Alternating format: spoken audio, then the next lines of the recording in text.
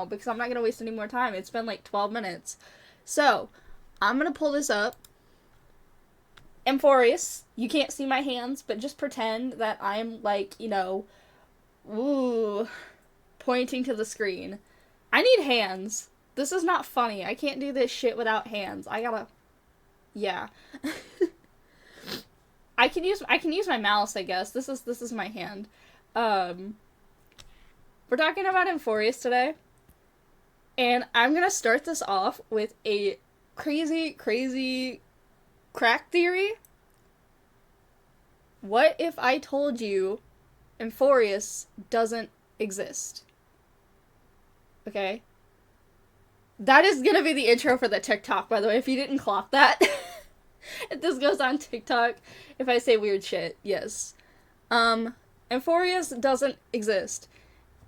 And you're like, okay, it's a fictional fucking girl. It's a fictional world in a fucking gacha game. Of course it doesn't exist. No, you're right. But what if it doesn't exist in the game?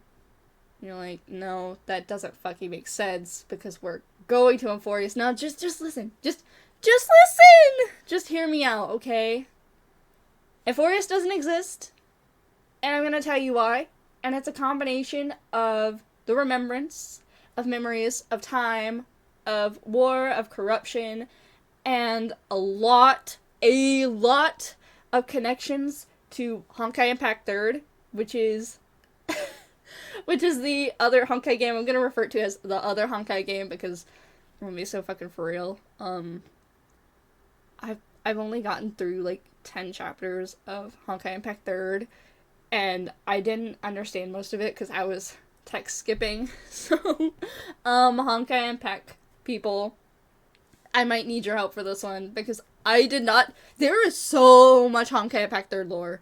I could not do all of that in 3 days. So, if you have something to add on to that and it makes sense and I can connect it, I've got 2 brain cells and they've been working overtime for 3 days.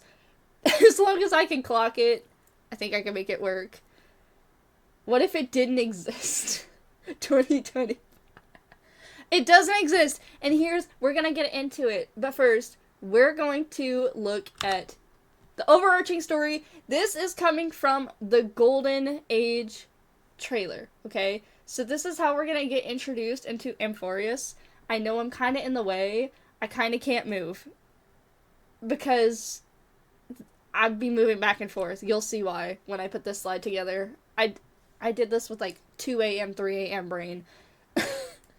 So, Amphoreus, the opening lines of the promotional trailer is, in the legend's beginning, the world was pure chaos. Then, the gods cast down the core flames, and the titans were born from within. 3 titans carved heaven and earth. 3 wove the threads of fate. 3 molded life with their hands, and 3 guided calamity's gate. That is the opening line spoken by Aglaia herself. In case you also didn't clock that, Aglaia spoke this. She's the narrator for the Golden Age trailer. So any quotes are coming from her. They're all Aglaia. Hold on, I gotta get a drink. I've already yapped so much. I gotta get a drink. This is a, not me pronouncing it, Aglaia. I think it's Aglaia because that's how they pronounce her name in the trailers, Aglaia. It's weird. I thought it was Aglaia too, but I think it's Aglaia. So, Aglaia, this is gonna be a gap stream. I'm already gonna... I'm gonna tear up my voice. My voice was torn up last week. I'm gonna do it again. But you know what? It's so worth it. It sounds more Greek that way, Aglaia. Also, a lot of these names here are Greek and Roman originating, and I don't know how to pronounce any of them. There's a lot of Greek and Roman words that I picked up in here. There's a little bit of Latin, but at least, Latin, it makes sense. So if I keep fucking up the names, it's because I don't know how to speak. I don't know how to speak Greek. I don't know how to pronounce this shit. I only know how they pronounce it in the video, and some of it I didn't even get a clear... Yeah. Anyways, without me yapping anymore, we know nothing about Amphoreus. We know absolutely nothing unless you know, you are like making inferences and assumptions based off of the fucking video. But without the knowledge and from that singular opening, like, what, 2 or 3 lines, you can assume something is going down in Amphoreus. There is... Oh my god, my voice. Jesus. I was not built for this. I was not built for consistent yapping. Not verbally, anyway. I could do this through text all day. Which is why we have the PowerPoint. Without knowing anything, and based on those few lines, we can assume that Amphoreus is in trouble. Confirm. Shush. Shush. We can confirm I was not built to yap like this. Amphoreus is going through something. We don't know what it is. It could be war. It could be internal conflict. I'm gonna assume it's some sort of internal strife at the moment. It could change. Because then, you know, it's got a low, and then it's got its high, and then it goes back to its low. There is something wrong with the planet. It could also be the Stellaron. It could have something to do with the Stellaron. We don't know. Because they have not brought up the Amphoreus Stellaron yet. So there was something wrong. The world was off balance, and the heavens brought down the Titans to bring some form of stability and balance between the heavens, the earth, humanity, and fate. We're gonna call them, like, the non-human realms, the human realm, humanity itself, fate. Those are the 4 big pillars of the entire story that hold up the overarching, like, yeah. So we have the plot. Those 4 are the pillars holding up the plot. So, yeah. The Titans blaze enlightened civilizations, and people of all realms thrived endlessly, but the Golden Age was fleeting, and from beyond the sky came the heretical black tide. So they had their high, they had their Golden Age as soon as the Titans came down. Peace was restored, everyone was living in harmony for a while. Harmony mention? Shippei? Shippei's coming back. Shippei's coming back! We're gonna get the harmony. That is also a possibility, too. Because it says we're supposed to have 3 paths branching, and we already know Remembrance is 1. Harmony might be another. I'm thinking Destruction might be the 3rd, but we don't know yet. But they had their Golden Age, and now it's gone again. The Fleeting Age ended, and from beyond the sky came the heretical black tide. I think this alludes to corruption. And we will get to why it alludes to corruption in a few slides, and it'll start making sense. But it is most definitely some form of corruption came upon the land. And then after the corruption came, war broke out in Amphoreus. People were starting to attack each other. You can see it in the video. It starts with one person stabbing the other in the back, and then conflict came, and then it was all gone. The heretical black tide. So humanity was supported, stable, and then it crashed. There is... Okay, I'm not gonna get too far ahead of myself, but this is also a reference to something that happens in real life. I'm sure you could probably guess. We're gonna get to it later anyway. So this is the corruption of Amphoreus, and it no longer exists. Amphoreus doesn't exist anymore. It is not a planet. It does not exist. It is only a memory in the past. It crashed just like the IRL. Amphoreus was the crash out cousin. It was doing good, and then it just crashed the fuck out. That is basically the entire plot. Amphoreus has fallen. We got the black screen with the white text. That's how you know shit's going down. We got this. Amphoreus has fallen, and the land no longer exists. So how do you travel to a place that doesn't exist? Alu's worst nightmare is coming true, and I did this on purpose. I did this on purpose because I knew this was a traumatic thing for all of chat. Because this is serious. This means it's time to think. It's time to deep dive. How do you travel to a place that doesn't exist? Well, it's fucking Star Rail. They can make anything happen. So let's be fucking for real. This could probably just be me coping the fuck out of shit, and in reality, it's just like it's a fucking magic train. It goes wherever the fuck it wants. But you know what? There's at least it follows some sort of linear logic. So, here we go. This is text wall. I'm gonna condense it for you. I know. It's a lot.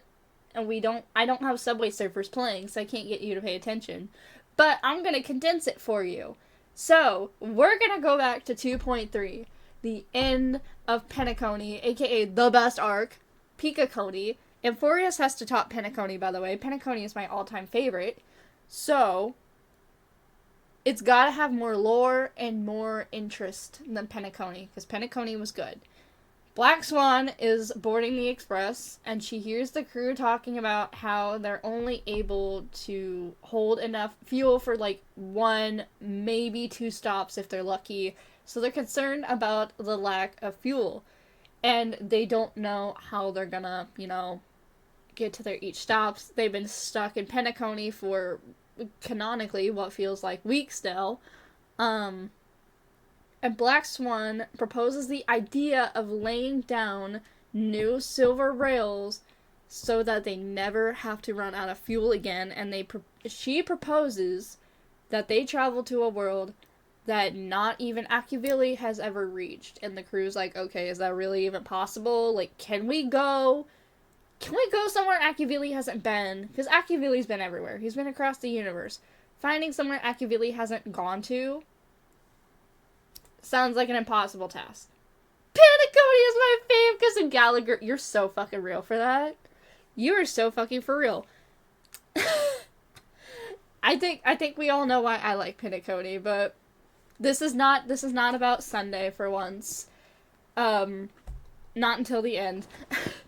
This is not about Sunday for once, unfortunately. So, no Sunday mention this time. Not yet. So, going to a world that Akuvili has never traveled to, which, by the way, perchance, Akuvili never, I can't speak today, Akuvili never traveled to Amphoreus because it wasn't around during his time. Perchance, Amphoreus was already long gone even during Akuvili's existence. So, which would also make sense with what else I'm about to say. On the Honkai Star Rail wiki page, it says Amphoreus is a land that is unknown to most, hidden away in the cosmos and only visible when light shines from the mirrors of the Garden of Recollection. Sounds pretty fucking mystical, right? Like, you could only see this shit when light shines on You can only see this shit when light shines off a mirror, and it's like, ooh, look at it, right here, like a mystic portal, kinda. Akuvili's not dead, just being a bit whimsical. He's just chilling with Aha, chilling with Aha. Alright, so this kind of sounds like a portal. Sounds like the Garden of Recollection mirrors are like a portal, which, it fucking makes sense. Checks out, and that's the end of it. But actually, what if you think about it as a telescope? This could be like a modern day telescope, which is built with why did my voice waver there?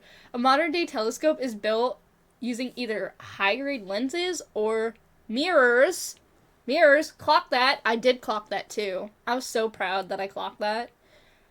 And so the Garden of Recollection's mirrors could actually just be a super, fictionally overpowered fucking telescope that sees over the entire fucking cosmos because, Fuely, all-knowing, all-seeing, just like, IX's, knows everything. So they can see over the entire fucking universe. And that's how it views Amphoreus. But if it sees Amphoreus, and it sees it in this, perfectly put together state, and it's true that Amphoreus is actually broken, how are they seeing it put together? How do they know it's still there? There's actually a real-life technical term for something like that. It's called cosmological redshift, and it is when light stretches due to the expansion of the universe, and it allows an observer to see further back in time and view objects further distances away. So basically, you can see into the past. And you're probably like, what the fuck is all that? Have you heard, like, the theory that if you took a really fucking, like, overpowered telescope and put it, like, shot it into fucking outer space, and I'm talking, like, millions or billions of light years away, and then you lock that shit on Earth, like, you fucking target that shit, like, put it in the fucking scope, in the range, in the reticle, and then you look at it, you'll see Earth from billions and billions of years ago. You won't see modern day Earth, because light hasn't traveled that far yet. You'll see Earth from that far away, and you'll be able to see, you might see the dinosaurs. You might see fucking before the dinosaurs. Because Earth is old as shit. Like, surprise, I'm not as old as Earth as, like, some of you think I am. I was not there from the beginning of time, so I don't know. So, you could probably see, like, the dinosaurs, before the dinosaurs, whatever. It could be just like that in Star Rail. Maybe the Garden of Recollection just hasn't. Maybe the light from Amphoreus hasn't traveled that far away yet, and it just hasn't hit the Garden of Recollection. They haven't clocked it, like, oh shit, Amphoreus is gone. It got, like, fucking wiped the fuck out. It crashed out, like the crash out cousin. So, maybe it's cosmological redshift at play. Which, by the way, if they pull that fuck shit in the game, I'm gonna be so proud of myself for clocking that, because I love that I found this. Could have something to do with the spectrum lines, too. Could very well be. Redshift, it bullied me in physics today. Homie is not escaping redshift. You go to school, and it's redshift. You come home, you watch your not favorite, but your favorite streamer at the same time, and she's talking about redshift. Then you pull up the game that she's yapping about, and boom, they're talking about redshift. Everything is redshift. Red is everywhere. Redshift is the red flag in your life because it keeps popping up. This is and now it's on a cosmological scale. It's universal, so you really can't escape it. This is like 4th dimension, 5th dimension type shit. Infinite dimensions in redshift. So, another theory of mine, another belief of mine is that the Garden of Recollection, their mirrors, are just, big-ass fucking telescopes, which is how they also see the past. They can see the past and the present, I guess. It stems from the Big Bang Theory, where the idea of space between galaxies expands as the universe does. The redshift increases as the speed is acting away from Earth increases. Velocity is directly proportional to speed. See? I wouldn't have known that. I took physics like 6 years ago. I don't remember any of this shit. I'm sure they taught me this. I don't remember it. I took physics 6 years ago, and I have not picked it up since then.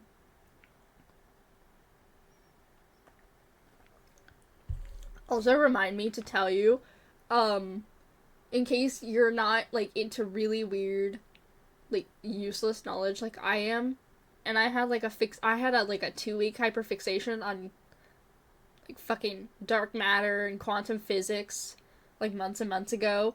Do you know why? Do you know what the, reaction is called when you hit an enemy with, quantum energy? It's called entanglement, by the way, in case you didn't get it.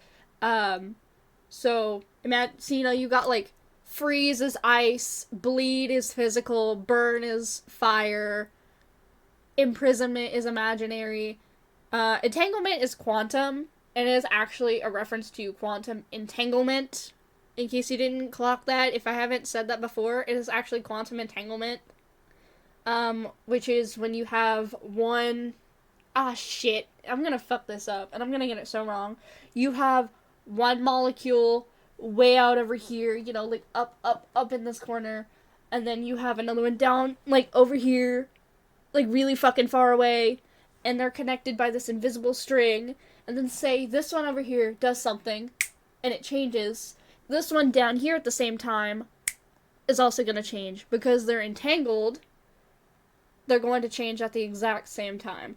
So, in case you didn't know that, yes, quantum entanglement, that's kind of like a TLDR of how it works, coming from someone stupid who doesn't study this shit, and I search it up on Google for fun. She's had a near year-long obsession with Sunday. It is very true. It is very true. I will bring him up anytime I get the chance to say Sunday mention. Quantum entanglement is fucking dangerous. No, you're right. It is dangerous. It is very cool, but it's very, very dangerous. Because if something over here fucks up, something down here is gonna fuck up, and it's gonna fuck up everything in between. So, yeah. Yeah. New fear. Quantum entanglement. Something's gonna fuck up. Alright. Time and memories. Because we just talked about remembrance. We're talking about remembrance again. We're getting a new path. We're getting a new playable path. Remembrance. I think that's something the idea with the multiverse too. I think so. I think that's what I saw is because it's connected from extremely long distances, probably outside of universes. So if something changes in that multiverse, it changes here too. We're getting remembrance, new playable path. By the way, our pets are called memo sprites. So I think they're kind of like, you know, animal versions of the memo keepers, which could have something to do with the plot. Remembrance, Aglaya. Yep, Aglaya, she's coming back. Remembrance focuses... Excuse me. Let me get a drink again. Hold up. Jesus Christ. I'm like... I think I have allergies too. I've either got allergies or I'm like really, really sick.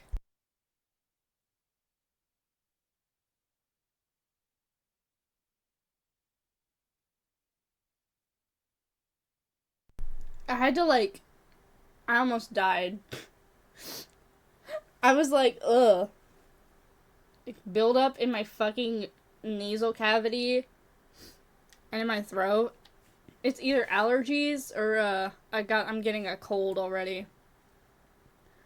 I thought they were called memes. I mean, the tuberculosis patient servant is called mem, short for memories. Yeah, I think they're probably just like maybe animal versions or mini versions of memo keepers, probably.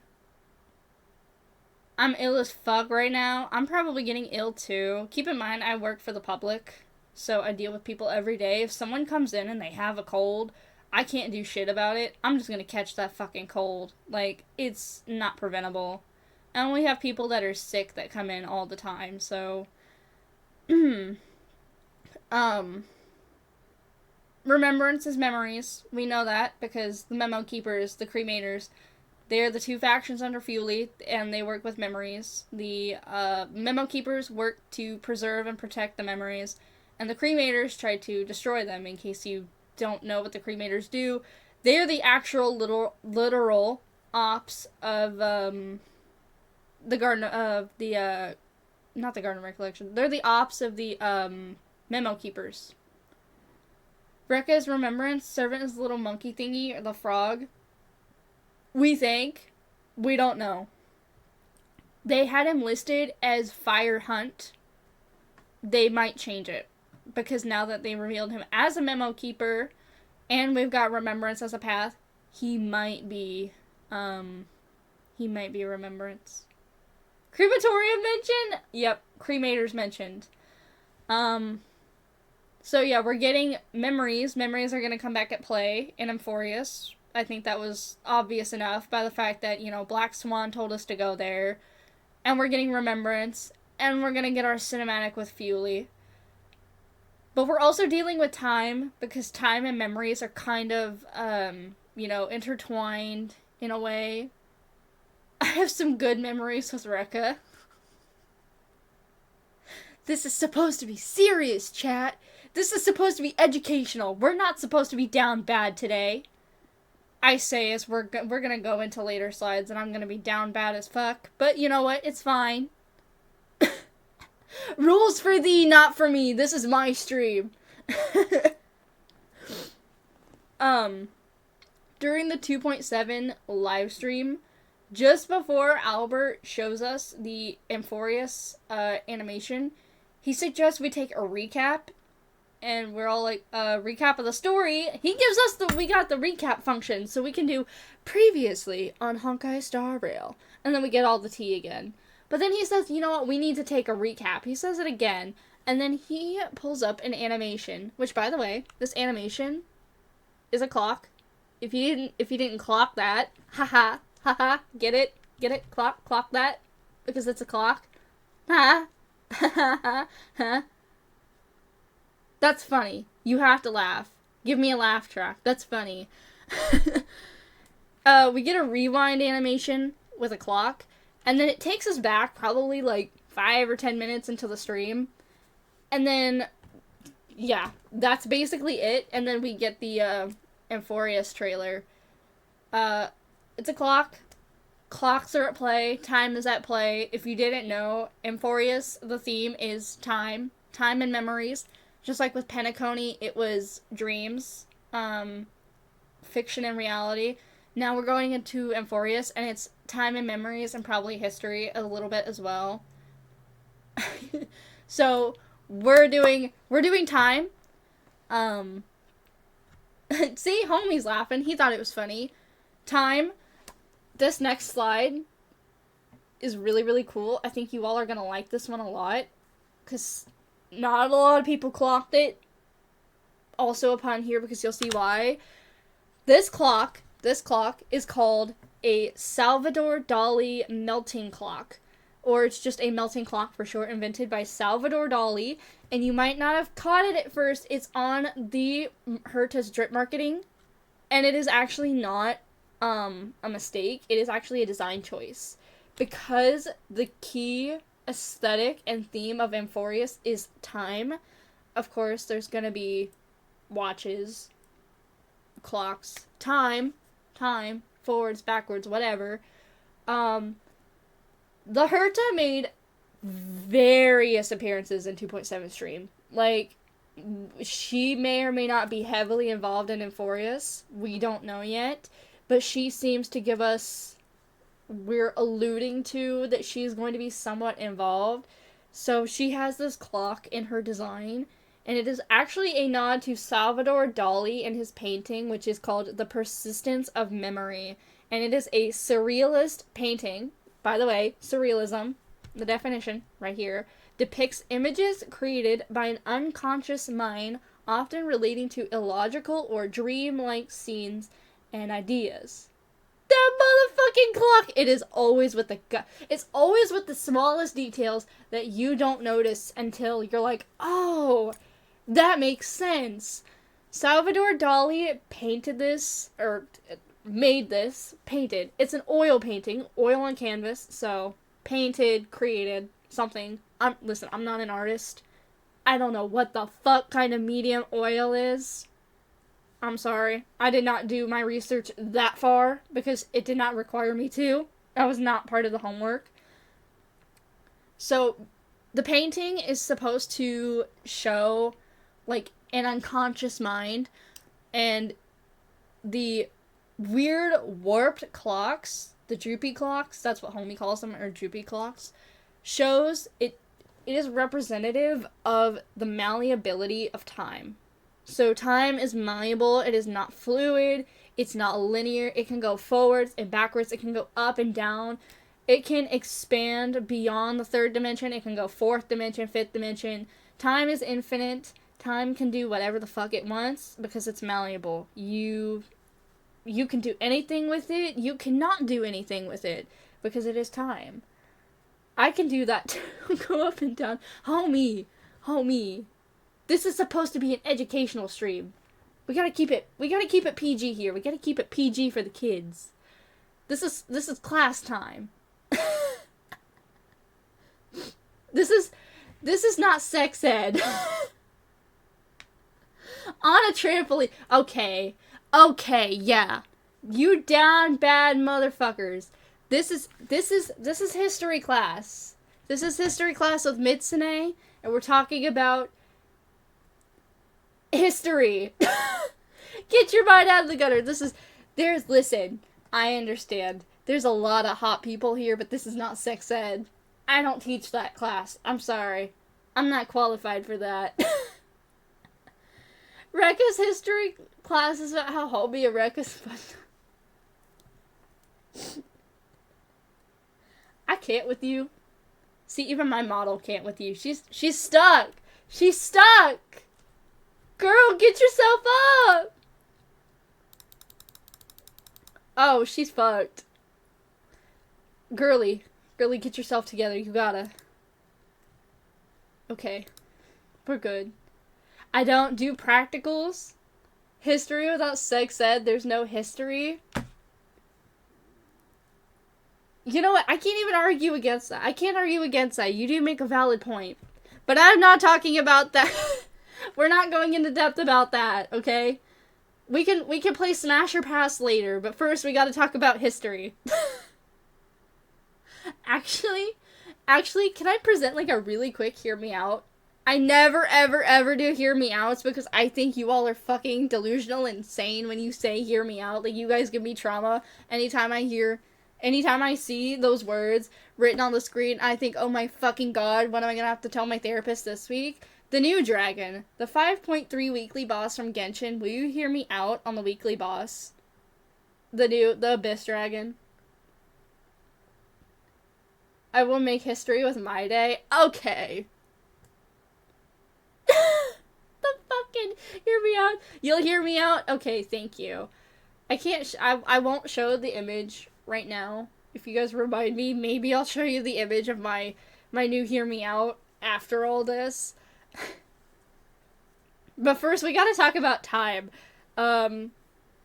So, yes, this is the Pocket Watch, the malleability of time, which is, we're probably gonna see these. Don't be surprised. I heard we may or may not get these as puzzles, or as just, like, visual aesthetics in Amphoreus.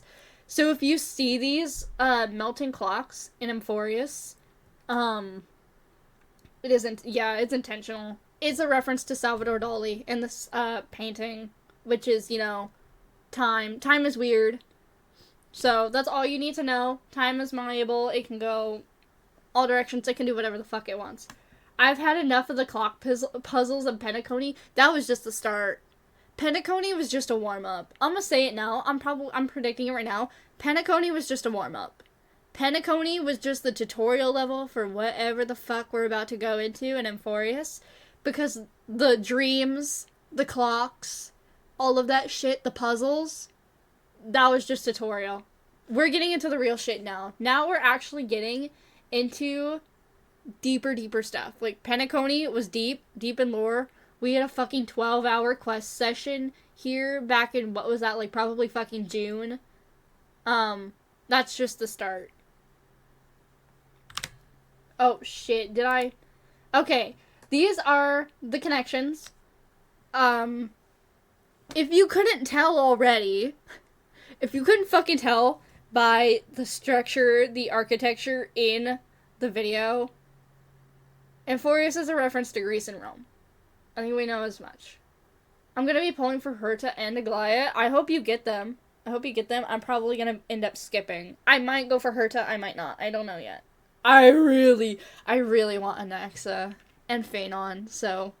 And I want to E6 them. So if I want to do that, that means I gotta skip everyone else. Alright. Amphoreus, Greece and Rome. We've been knew that. Amphoreus is a reference. It is an actual word. It's a reference to the Greek unit of measurement for liquids. And an Amphoreus is around 9 gallons, something like that. Maybe a little less, maybe a little more. It didn't clarify. It just said around 9 gallons. And it is also a reference to a type of vase that is an oval shape with a thin neck and 2 handles, which is this thing right here. Also, if you didn't clock that, this is an Amphoreus. It's right there. It's in the trailer. This is an Amphoreus vase. I pointed that out for you, just in case. It's oval, thin neck, 2 handles. I didn't notice that until I was watching it, and I had to pause it, and I said, wait, what the fuck? And then it made sense. The Chinese name for Amphoreus, I don't speak Chinese. I'm sorry. I'm white. I'm the most basic white person. Like, I can... Quesadilla. Taco Bell. I don't know. Bonjour, oui oui, Eiffel Tower. I speak English, and I can barely speak my own language fluently, clearly, because I'm struggling to speak today. So, I got curry. Nice. The Chinese name for Amphoreus is Wangfulosi. I hope I said that right. I'm sorry if I didn't. I don't mean it on purpose. And Wangfulosi is a reference to the Omphalos stone, because that translates to Omphalos. Amphalos, I should say that right. It is a reference to the Omphalos stone at Delphi in Greece, which is believed by the ancient Greeks to mark the center of the earth. What the fuck that means, I don't know. You know, they thought the earth was the center of the solar system, so they thought this rock was the center of earth. I don't fucking know. They also thought the world was flat, but look where we're at now. Amphoreus is also called the Eternal City, which is a reference to ancient Rome, which was called the Eternal Land. And guess what happened to fucking Rome? It fell. Rome fell. It's done. It wasn't built in a day, but it fell in a day. So, this could be, another paralleling clue as to what happened with Amphoreus. It probably fell, due to the corruption, and I'm cherry picking. I'm actively cherry picking because I want this to fit and I want to make myself look smart and I want to feel good about myself. Corruption is one of the playing factors and probably one of the major playing factors in why Rome fell. We're gonna ignore the fact that there was also, like, a lot of war going on at the same time, and there was like, a lot of war. Holy shit. I didn't realize how much people actively, like, fighting, like... I wonder who is scrappier, the ancient Greeks and the Romans, or a fucking Gen Z, Gen Alpha kid. Like, I don't know which is scrappier. I don't know which one's looking for a fight more. Me! It's Homie. Homie, are you Greek? Are you Roman? Are you trying to tell me something? You're trying to tell me something here. So this is, Rome fell to corruption, which is also, likely what caused Amphoreus to fall. I am an avid believer that corruption caused Amphoreus to fall. I think this next slide talks about it. No, it's the one after this. Okay, before we get into why I think it's corruption, we're talking about the Flame Chasers, because Amphoreus is a Honkai Impact 3rd parallel story. I'm not going to say it's a Honkai Impact 3rd story. It's a parallel story. I think it is. It's going to parallel the Flame Chaser story. No, I'm Irish. It's probably going to be a parallel, because obviously you look at it, and, like, probably a third or a fourth of the cast, and you're like, oh shit, I know them. They're from Honkai Impact 3rd. We got Phanon looks like Kevin. Cyrene looks like Alicia. We have, like, one of those shadow figures. If you didn't clock that, by the way, the shadow figure, one of them looks like this girl. This is Griseo. She's a space girly. I think she was the first one that has their new element. They do have a new element, which is, Stardust, I think. I think she was the first one to use the Stardust element. Don't quote me on that. I don't play this game. I played it for 20 minutes 2 weeks ago because I wanted to get Vita. Not all of the new ones. I should have put like a side-by-side comparison, but I didn't because this was like fucking 2 a.m. and yeah. I just realized my fucking screen capture is not capturing the entire screen. Can I fix that? I want you guys to be able to see this. You guys deserve to see the screen. You guys gotta see the PowerPoint presentation. Okay. We're good.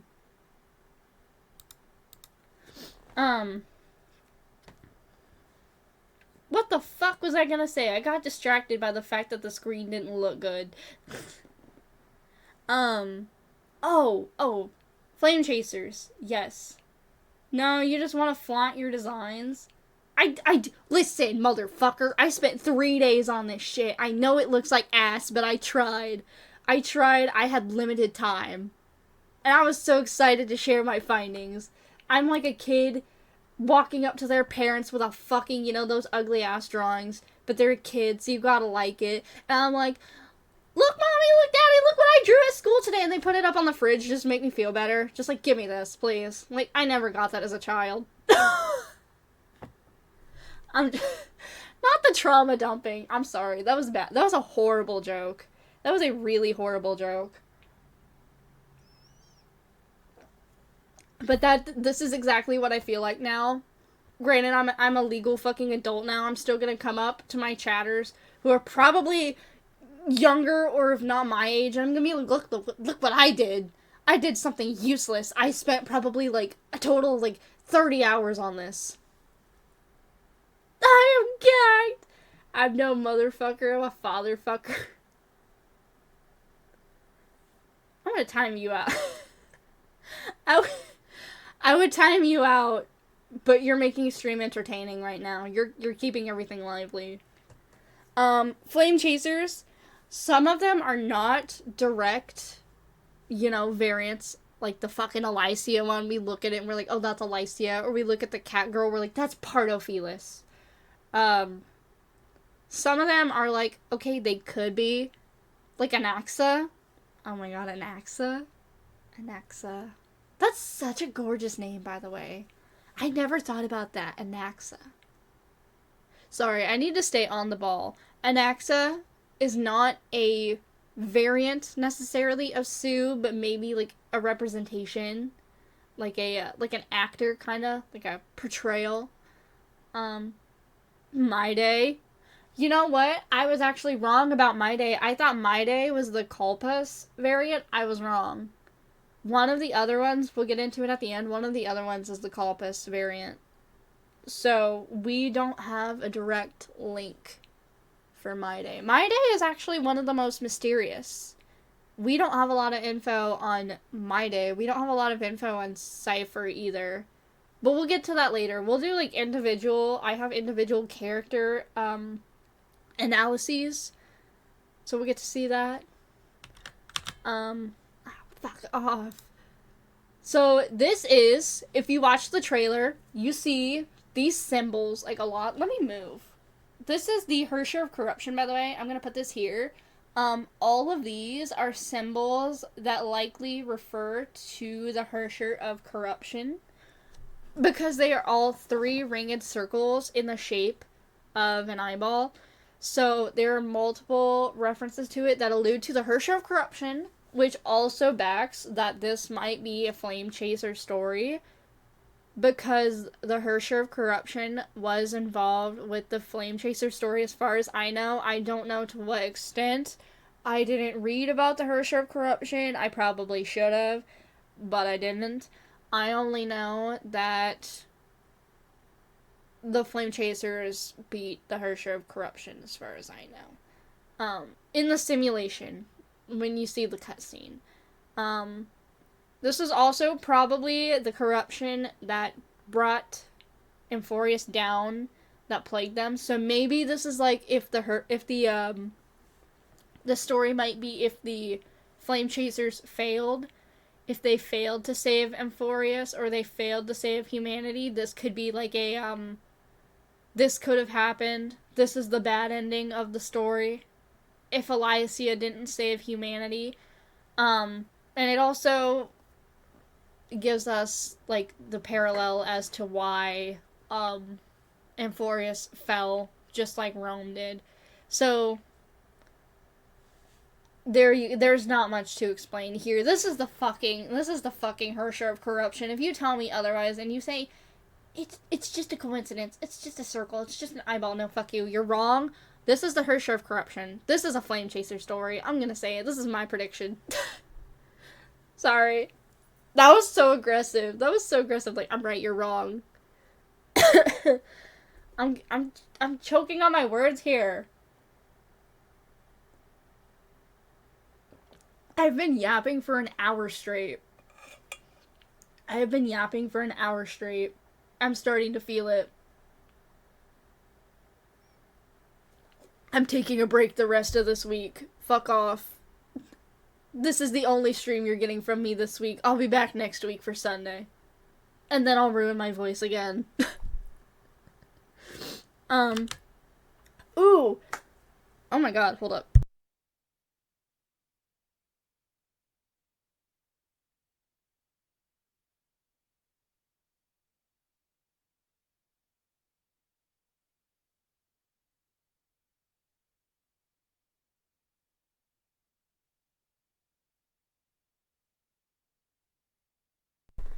Chat.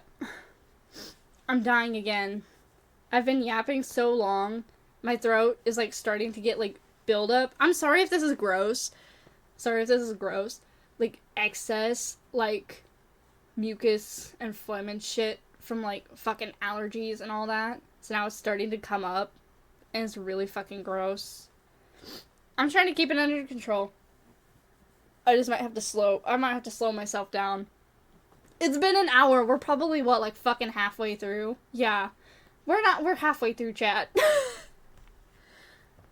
Almost to the part where I assisted you helped with a lot of this so far. Like this is probably the starting point where you helped. Cuz this is about like the god's blood and everything. Those 12, possibly 13 characters, they're called the Chrysos heirs. In the little introductions, Aglaia refers to herself and the 12 others as the Chrysos heirs. We don't know who Chrysos is. We don't know if it's a person. We don't know if it's a thing. We don't know who or what it is, what it does, what their role is in Amphoreus. But a huge guess as to what it is Chrysos might be one of the fallen gods of Amphoreus, because there is a reference to Chrysos, which is the god of gold and wealth in Greek mythology. I don't know why it would be Chrysos. It could also be Kronos, which is the god of time, but it's just really weird that it more like lines up with Chrysos, or the god of gold. I think it would probably be better if it lined up with Kronos, which is the god of time, because I think having the god of time make them the heirs makes much more sense because of the story. Could be an HSR version of Olympus. Doubt it though. It could be, maybe. I don't know much about Olympus, but it very well could be. There's a lot of Greek references in the story. In the trailer it says the core flames flickered and dimmed and the age of the gods met its end. Golden blood fell to the ground as a distant prophecy resounded, and the prophecy went, flow, golden blood, flow, converge into a boiling river that flows to the erotic heirs of this world.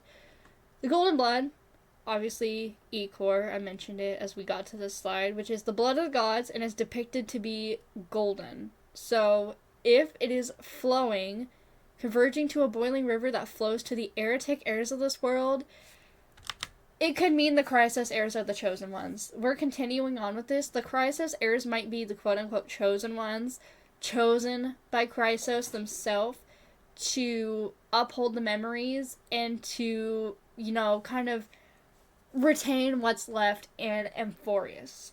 So we got to the god's blood, Ichor, which is supposed to be toxic to the mortals that comes in with it, so you would think, human touches it, they're dead.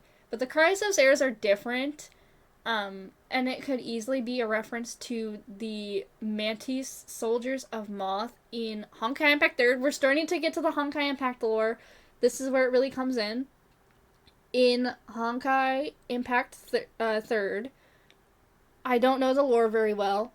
If I'm wrong, any Honkai Impact 3rd girlies watching this, I don't play the game. I just did research from the wiki, and I don't understand most of it. I'm sorry.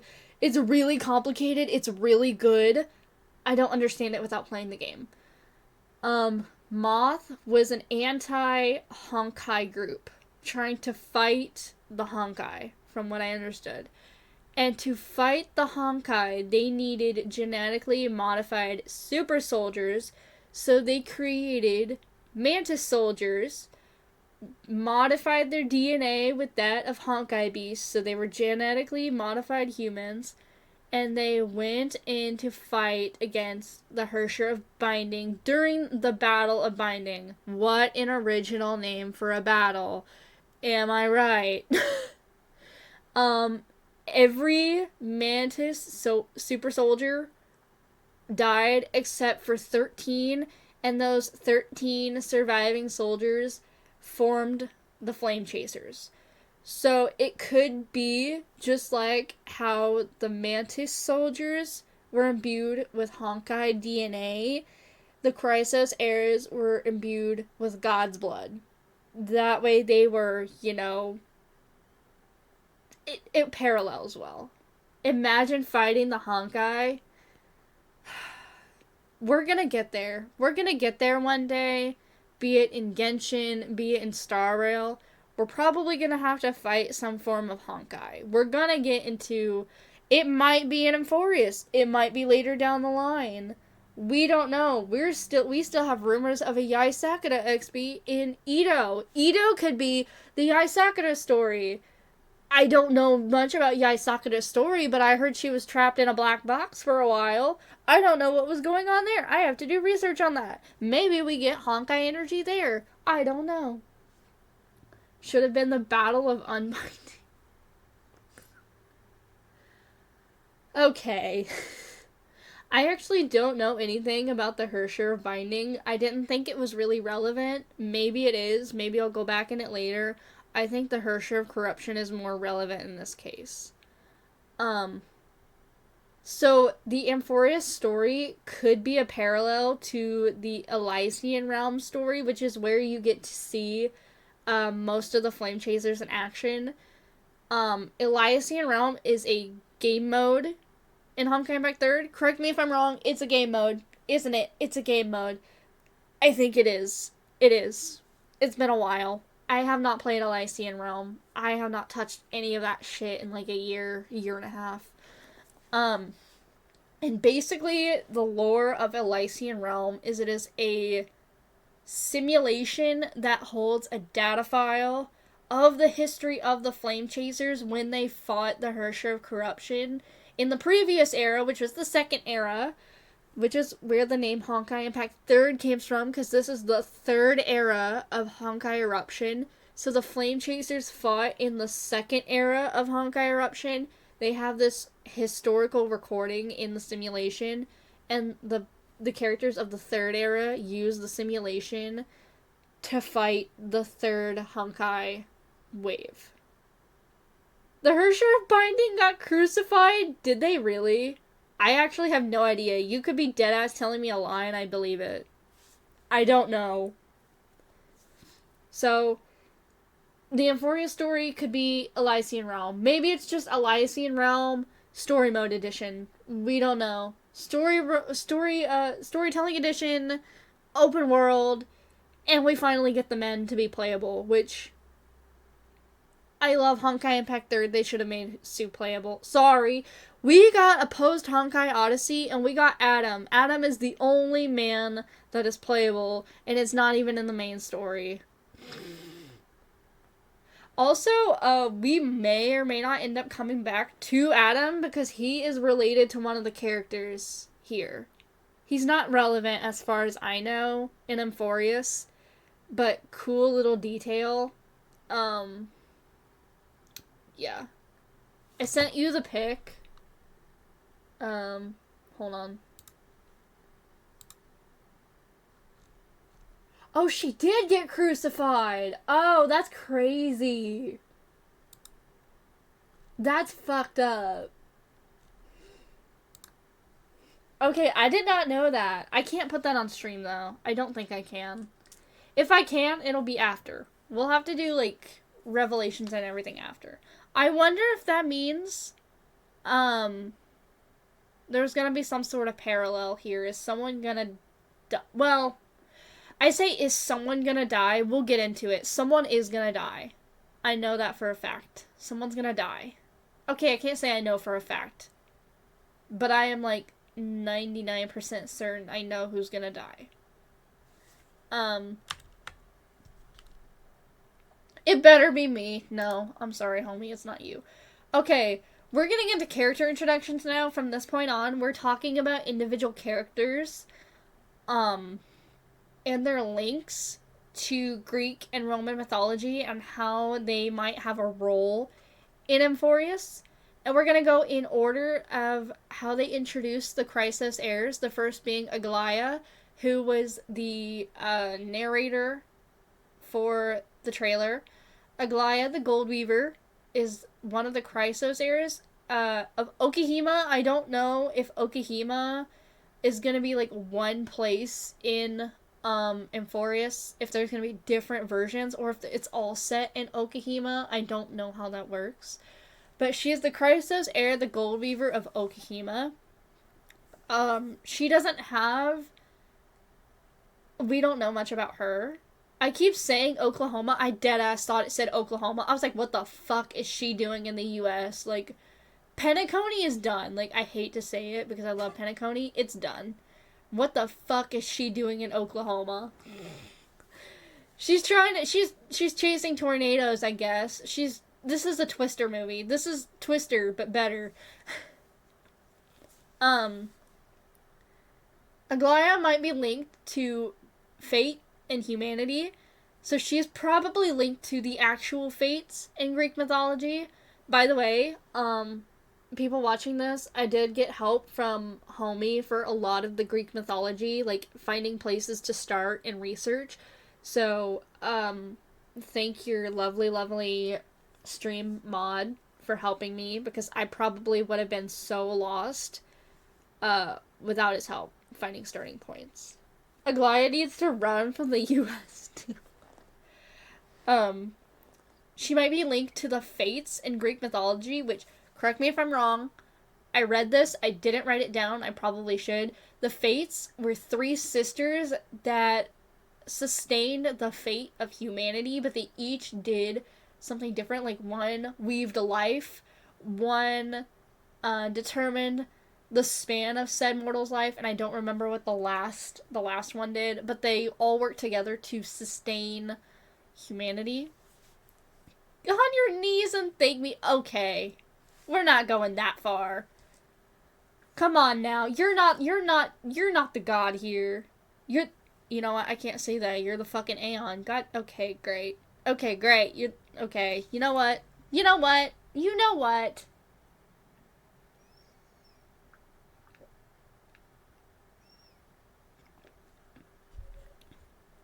They have the touch of death, though. Oh, the Fates? Do they? I didn't get that far into it. I'm gonna be so fucking for real, also. I used Wikipedia for most of this. I used it as a base, and then whatever I didn't find on Wikipedia, I went to Britannica or some weird, like, GreekMythology.com website or something like that. So, I don't know. I was just trying to find. I'm gonna be so fucking for real because this is exactly what I did. I cherry picked all the details that worked in my favor. I will admit to it. Is this revolutionary? Fuck no. But you know what? I needed to get this version 1 of the slideshow out there. I needed to put my findings out there and at least establish a basis for myself. Because maybe, just maybe, I might come back and do this again. Maybe we'll do more lore streams. Maybe. Unless y'all don't want to hear me yap for 2 hours. And then I will say, okay, I'll save my voice. So she might be linked to the 3 Fate sisters. She could be all 3 of them combined into one, which would also make sense given her title is the Gold Weaver. And she also shares a name with the Greek charity Aglaia, who represents charm, beauty, nature, human creativity, goodwill, and fertility. So, a lot of human traits. Should they break a thread, it dies. I think it's a defense mechanism because the place where the threads of fate were stored was a physical plane. They could touch people and they'd die. Considering the 3 servants around her in her splash. Wait! You kinda cooked! The 3 servants in her splash could be the Fate Sisters. And Aglaia could actually represent Aglaia, the charity, because she was also a weaver. All our female models, you clocked that. Everyone, give a round of applause to homie, because he clocked that before I did. You are so smart. You ate with that, honestly. That's actually genius. These could be the sisters. She's the weaver. She's sustaining humanity. And there you go. So because she has links to humanity, she might have the strongest connection to human preservation or the preservation of life or human memories in Amphoreus. Potentially. This is all speculation. I think she's the one we have the most to go on because she's teased her splash art. We got to hear her voice. She's the narrator, and we know the most about her. So she is probably the easiest one to connect. Why is she lightning if she has fire in her hands, which could resemble the flames of destiny? I don't know. I didn't put it on here because it's not a very clear connection, but her Honkai Impact 3rd counterpart, she is not a variant of, but she is a portrayal of Eden, who is the Golden Diva. That's her battlesuit name, is the Golden Diva in Honkai Impact 3rd. And she also deals with fate and strings and stuff like that. And I think Eden also plays the harp, which is a string instrument. And Eden was also lightning. Eden was a lightning character in Honkai. So I think it is probably just her. Her lightning element is probably just alluding to the fact that she's the Eden stand-in. I just looked at pics. She's such a cutie. Eden is really pretty. Like, I hope we get an actual Eden XP one day and she has, like, harps. Like, she keeps her harp and she uses it in her attack. Because that would be so fucking cool. Kinda gives Kafka. Yeah, but Kafka was actually in Honkai Impact 3rd as well. But she was a stigmata. She wasn't a playable character. She was a stigmata. Now that they're branching Honkai Impact 3rd and Honkai Star Rail together, there is a chance that Kafka might come in, but probably later. They're probably doing Masked Fools stuff right now. Kafka, you mad bitch! She was. Yes. She looks vastly different, though. Like, her appearance as a stigmata, she looks younger and more fragile. Like, she does not look like the big, confident, alluring Kafka in Star Rail. She looks vastly different, but yes, Kafka is in Honkai Impact 3rd, and she's a stigmata. I think she's a set. I don't know. There could be just a Kafka set. Yeah, you could just look up Kafka Stigmata HI3. Silverwolf and Sparkle know that HSR is a game.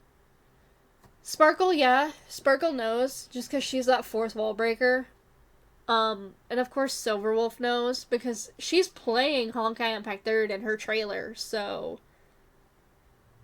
Yeah, if you watch the Silverwolf trailer, she's playing Honkai in the beginning.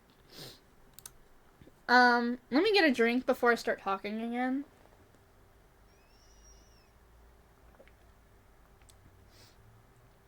and Sampo, apparently. I think all of the masked fools are fourth wall breaking.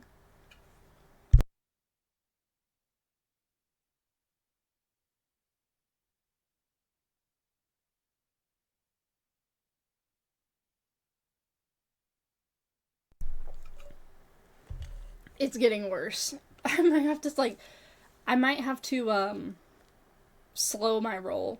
Okay. This is Tribby, the little child. Her character line says, the messenger travels through manifold paths and resides in harmony with the divine ordain. What the fuck does that mean? That is a good question. I have half an answer for that. So, Aha having fun telling their followers about the simulation. I think Aha is probably going to come in later, and that's going to be our fourth wall break. If we get Aha and we get playable elation, it's probably going to be near the end of the game, and they're going to pull some fuck shit. Like, it's probably going to be after they got all the games connected or whatever. They're going to pull some fuck shit and be like, this has been a simulation the entire time. Like, we know this is a game. You know this is a game. Like, they're just gonna pull that kind of thing. Playable Aha win. I don't think we're gonna get playable Aha, but that would be so funny.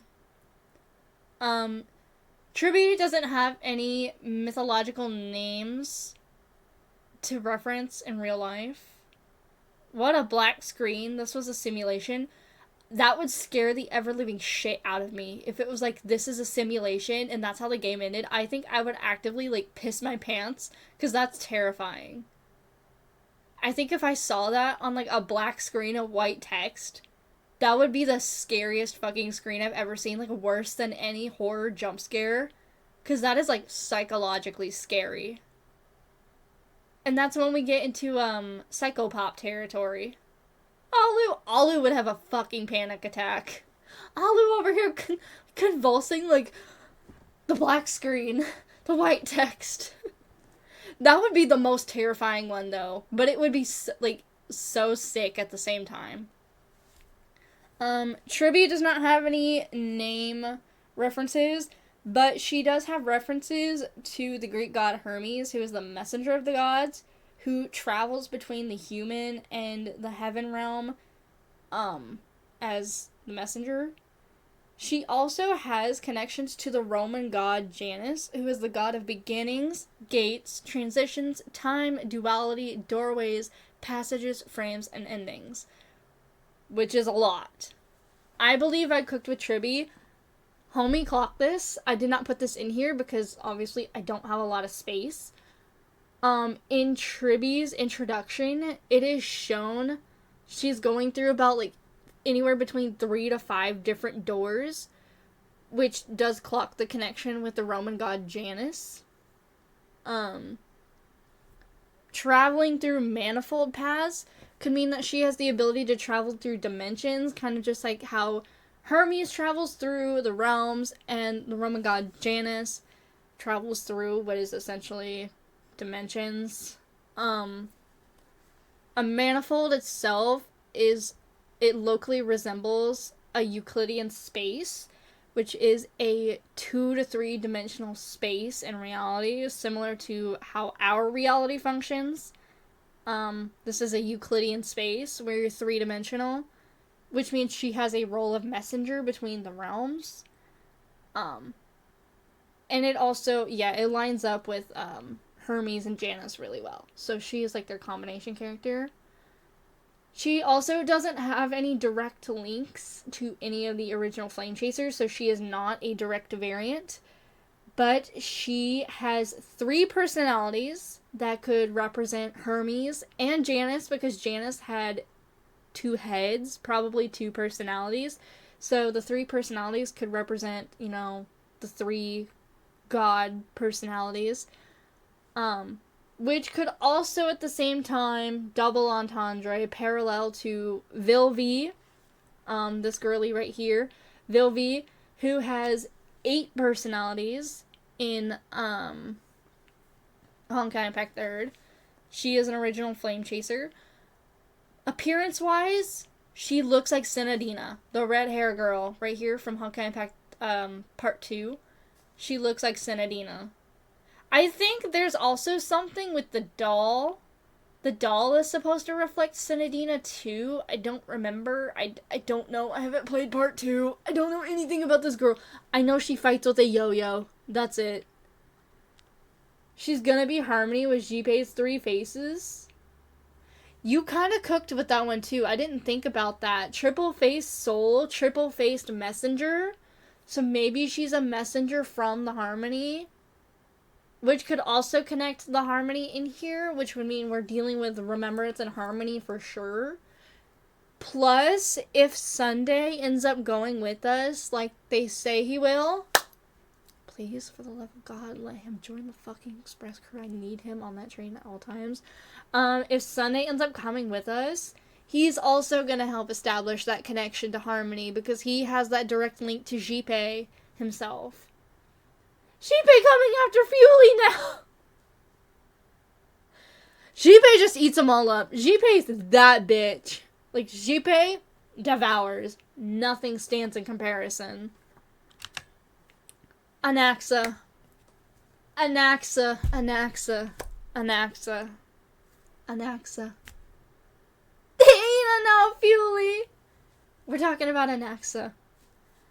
I love Anaxa. I know absolutely nothing about him. He's very pretty. And if all is right, he might be the Sue replacement. Not the variant. He is not a variant of Sue, clearly. But he might be the step-in for Sue. And if that's true, I have been begging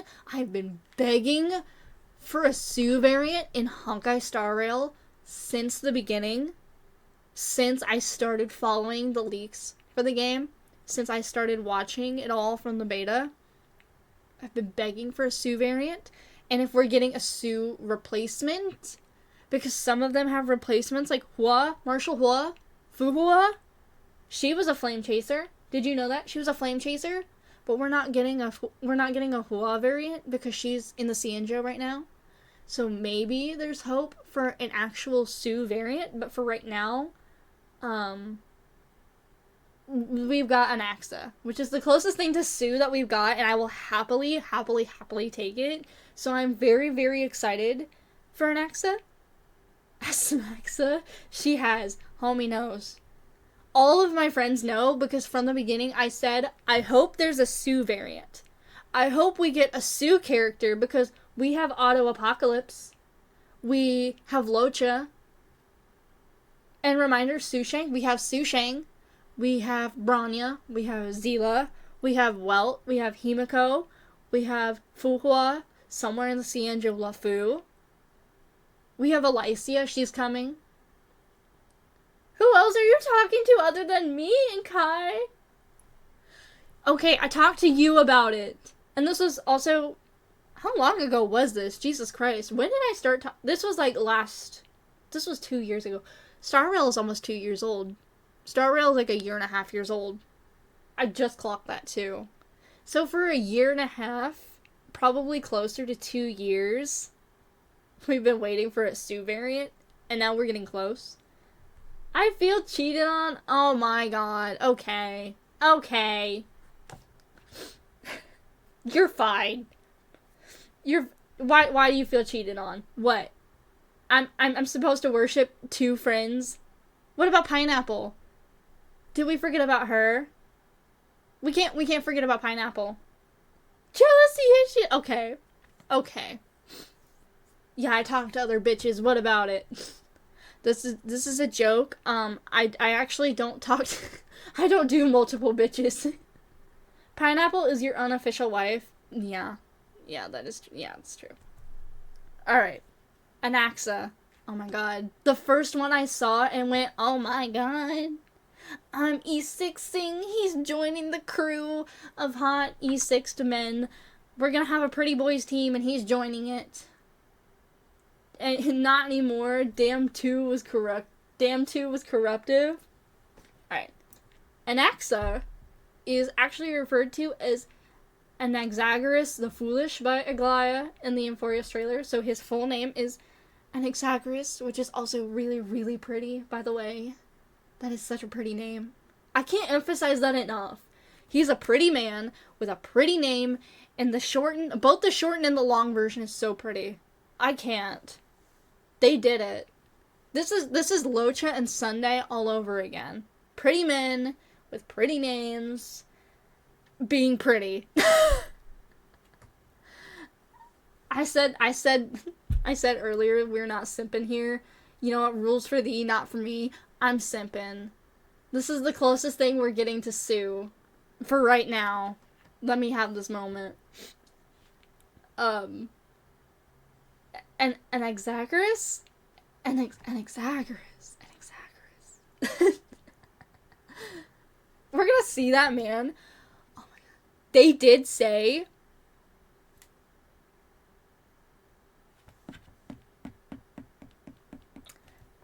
I just clocked.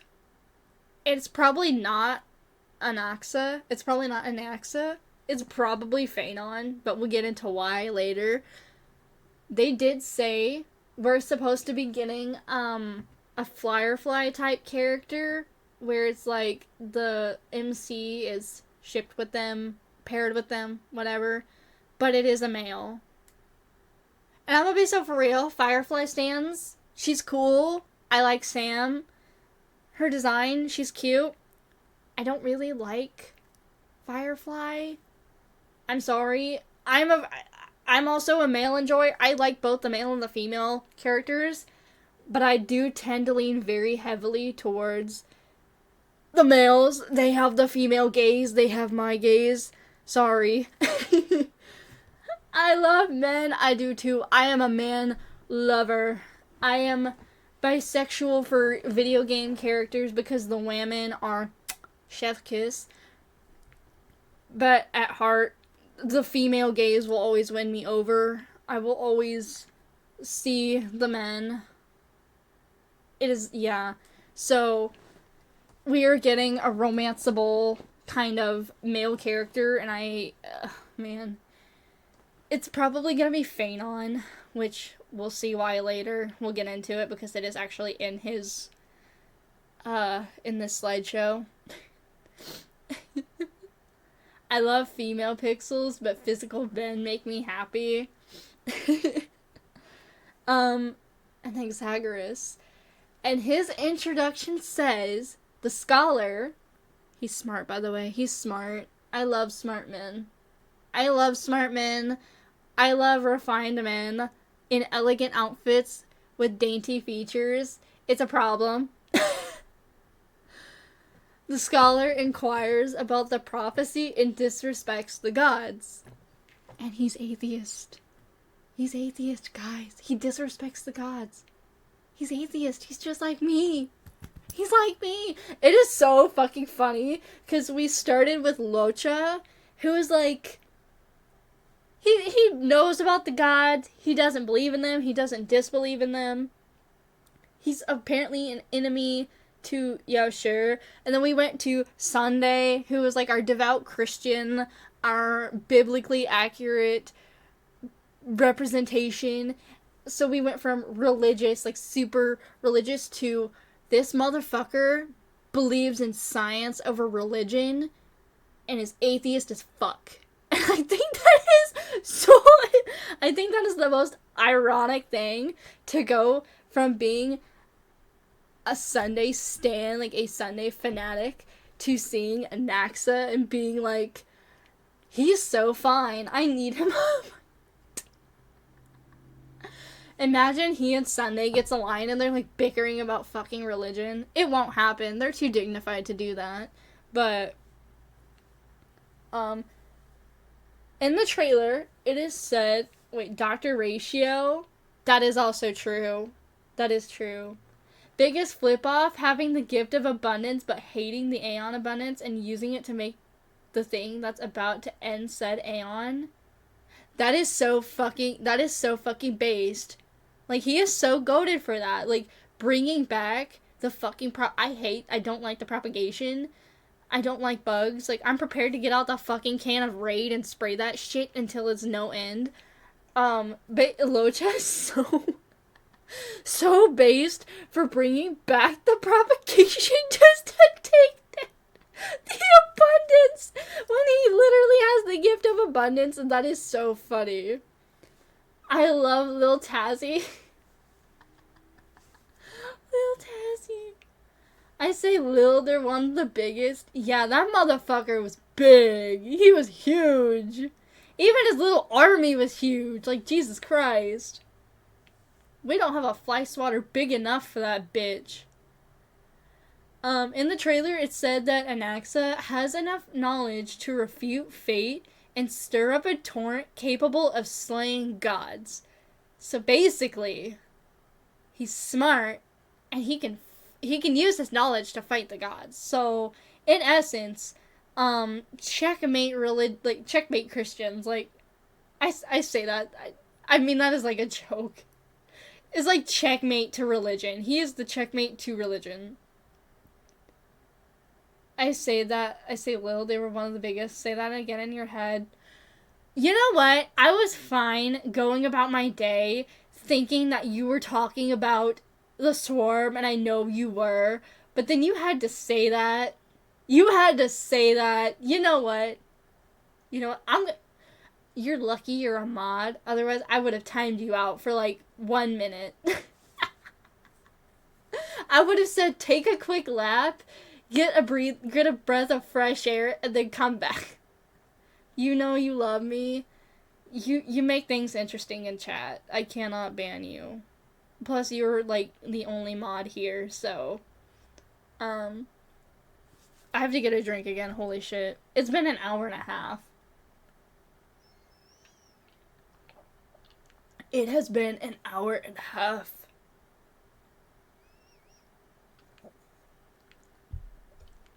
I'm gonna wake up with like no voice tomorrow.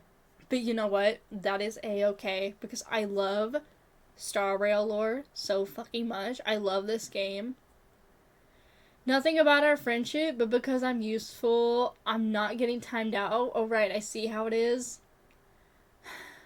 Homie, you are so awesome, and you are such an awesome sauce Aeon, and you're an amazing friend, and I won't time you out because I love you and you're super awesome. I just you know I've got my eye on you, right? You're a repeat offender with no consequences. Like, I've got my eye on you. Thank you very much, Mitsune. You are a repeat offender, and I've got my eye on you. Just know. I've got my eye on you. Yeah, very much so. Both eyes on you, actually. I can't, like... Yeah. My model doesn't have the split eye function. Yeah. Anaxa has a direct name correlation to Anaxagoras the Foolish, who was a pre-Socratic, I'm gonna butcher this, pre-Socratic philosopher, so also parallel, scholar, very smart. Anaxagoras refuted, I don't know how the fuck to say this, Parmenides. Anaxagoras refuted Parmenides' claims on the impossibility of change with a new concept he called nous. Clock that, nous. Which, you know what? I thought this dude, since he was affiliated with, like, nous and knowledge, I thought he would be erudition. He's not. Apparently, he's nihility. Which is very interesting. But Anaxagoras, the philosopher, came up with a concept called nous, which is also called the cosmic mind, which says that ingredients for humanity are also cosmic and come from beyond Earth itself. So, we as humans were not created by a divine God. We are not the beings of God. We are not the children of God, but rather we were born from cosmic matter and science. So, he is a science man through and through. The creation of man was through science and not religion. Anaxagoras also gave scientific descriptions for eclipses. There was an eclipse shown in the trailer when they said that the era of the gods ended, so there was an eclipse, which could be a reference to Anaxagoras in real life, because he gave a scientific description for the eclipse. He also gave descriptions for meteors, rainbows, and the sun, and it gave him a solid placement in the scientific field with cosmic fields of study. I just realized that the servant mechanic would work so well with Fei Xiao if we get support remembrance. If remembrance ends up becoming a supportive path or like a dual path where we get like main DPS and then we get like supportive servants, then maybe, yeah. Unless you want to do Fei Xiao servant dual like DPS, but then you would have to probably run, I mean, you could run like Robin or something and then Aventurine, and I'm sure it would work. The scholar, as the scholar of Amphoreus, he might be the representation of Sue from Honkai Impact 3rd, who was the 7th of the Flame Chasers, and was also a researcher and scholar within the organization. Very, very smart. Very middleman. He was very neutralist, so maybe Anaxa is going to be our neutralist kind of middleman in the story as well. We don't know. I actually loved learning, and this is probably just my bias talking, or it could be just me, because I love, like, cosmology and science and, like, weird shit like that. I had fun studying Anaxa and getting to read about all, like, the scientific and, like, cosmic shit and all that. It was actually pretty cool. So, next is Hyacine. I don't know if I'm saying her name right. Also, I just realized that this pink is burning my fucking eyes out. I had my fucking PC on low brightness when I made this. Anaxa being the one I had the least about. Anaxa doesn't have a lot to go about. He's kind of in the middle. We had some where it was like, there's barely anything to talk about, and then we had some where it's like, when we get there, Castorus has 2 slides. Because there is a lot about Castorus.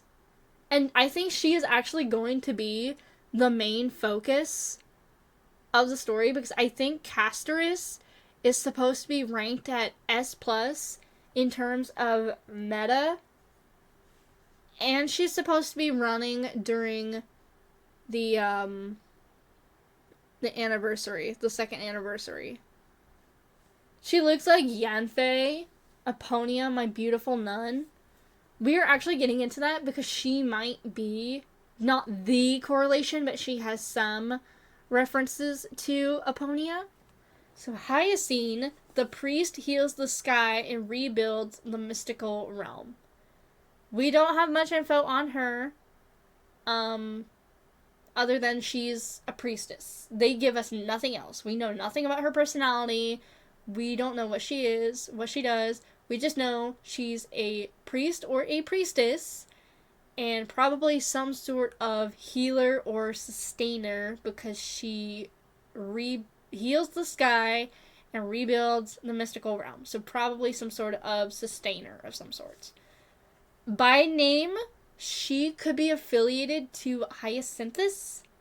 I think I had quite a bit on Hyacine while researching. I think you did too, but I had to do a little bit more. You gave me that she was affiliated to Hyacinthus, the Spartan warrior and lover of Apollo, but there weren't a lot of details that matched up other than her name. But I could be completely wrong because we have nothing else about her. So she could be more affiliated with Hyacinthus than we thought. But because we have absolutely nothing else on her, we don't know. The closest thing I was able to get would be that she could be a Greek priestess called a Hiereus. I hope I said that right, a Hiereus. She might be similar to Tribby in the fact that she might have connections to both the heavenly realm and humanity, serving as a medium between the two to communicate, because that's what a priestess does. When you go to a church, your priest, your priestess, your pastor, your whoever is leading your church, is like your medium between you and the god or gods you worship. So that is her role in Amphoreus. That is what we think it is she is going to be that priestess that communicates, that takes, kind of like Sunday did. She's probably close to Sunday. She's probably going to have a lot of those. Sunday was the bronze Melodia. He worked in the confessional booth. People of Penacony came in to confess their sins. He would take their sins, bless them, be on their way, kind of be a medium between them and the harmony, between them and Sheepe. She might be between them, except for instead of the Aeon, it is the gods of Amphoreus, but they are all fallen. She might be trying to uphold some sort of faith, maybe trying to do something to rebuild that. Maybe she's trying to rebuild the faith. That might be what she's doing when they say rebuilds, heals the sky, rebuilds the mystical realm. Maybe she's trying to uphold that faith, that religion in Amphoreus. I'll say it again, she is 100% a Yanfei XP. She looks like her in the concept of lawyer and a priest have correlations. I don't think she's Yanfei. She looks like her, but just because she looks like someone doesn't mean they're a direct XP. Because we could go back to Anaxa. Anaxa kind of looks like Sue. Almost. A little bit. But they're not direct XPs or variants. And we don't have anyone else in the Flame I think this is a Flame Chaser story, so if anything, I think she's going to have an XP from one of the Flame Chasers, and we have none. The closest one we have is Yai Sakura, and that's because they both share the same color scheme. Like, it's pink. It's pink.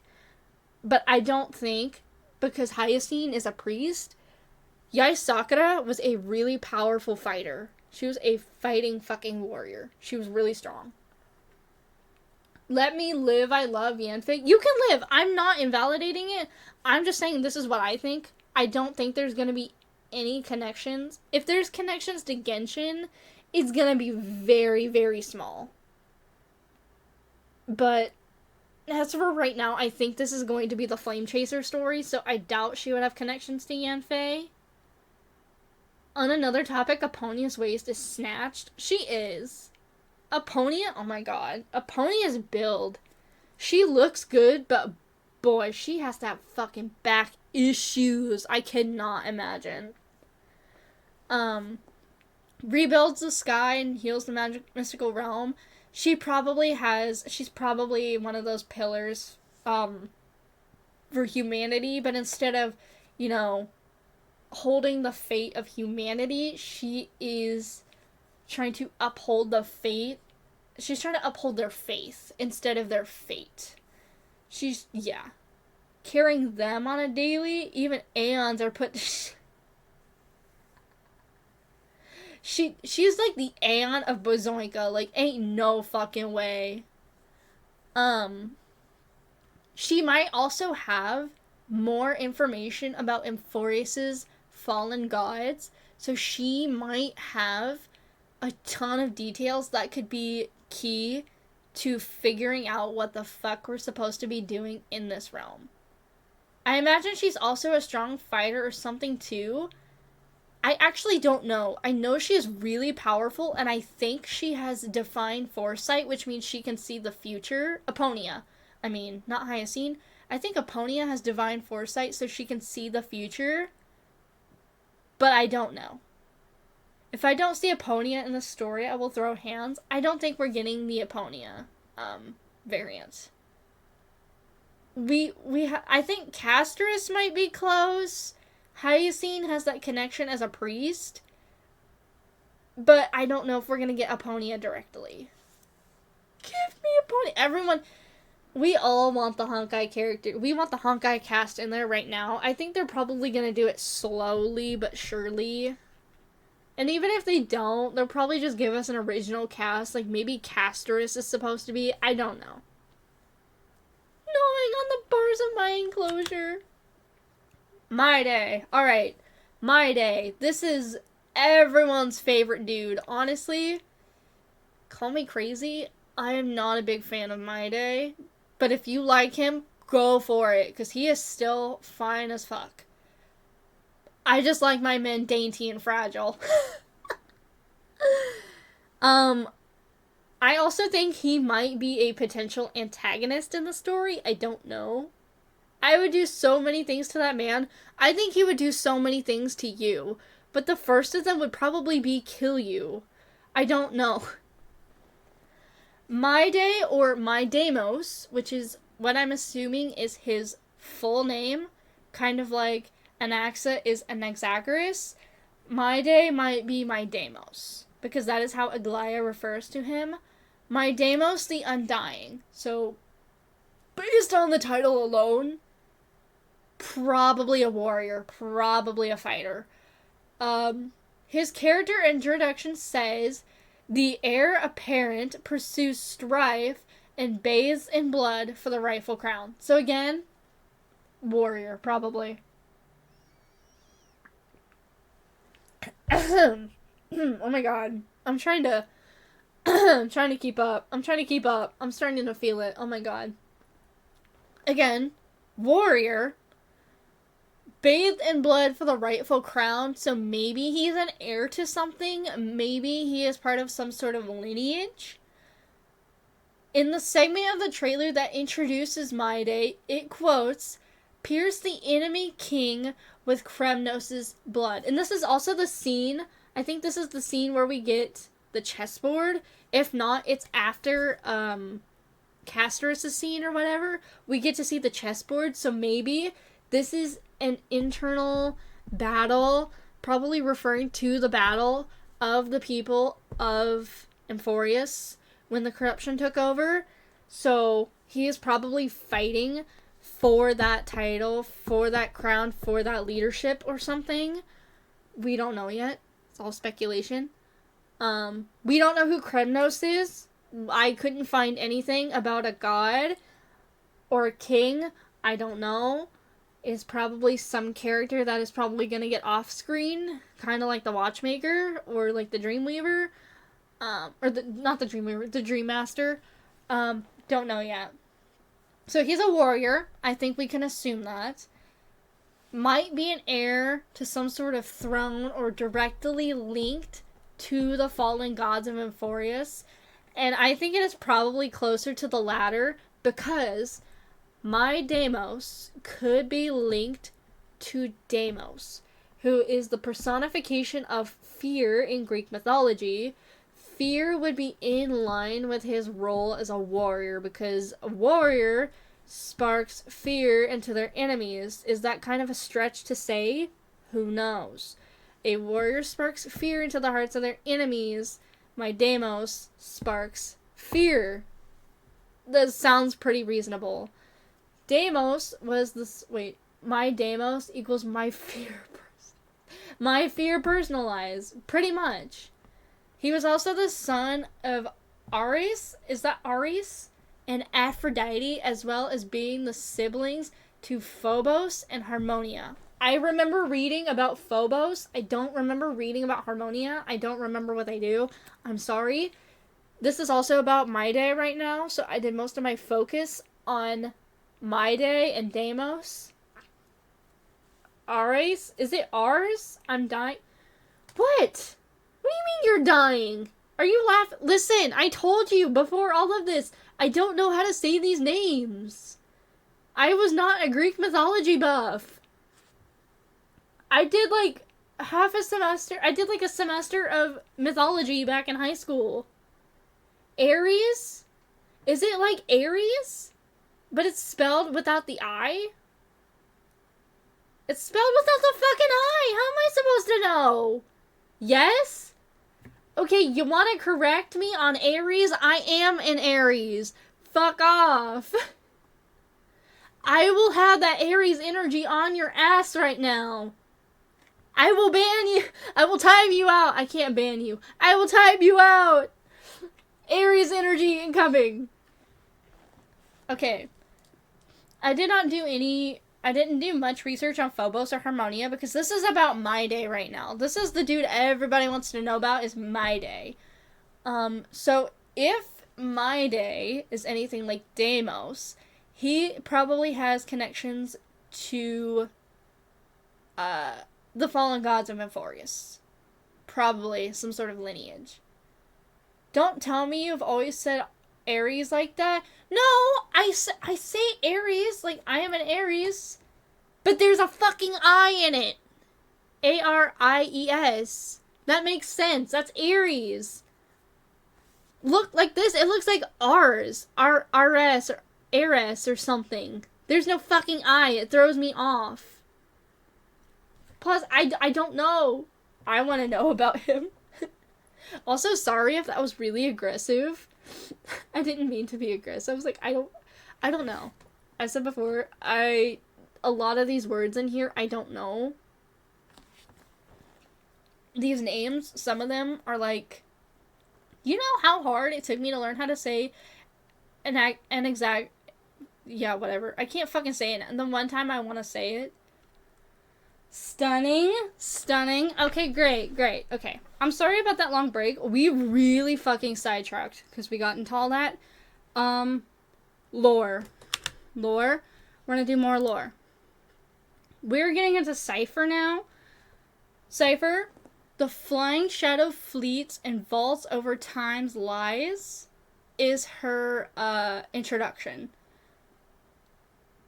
There's absolutely nothing about her. She was actually the hardest one to find something for. And she is probably one of the biggest, if not the biggest, other than like the silhouetted characters. But she is such an enigma. So there's literally nothing about her.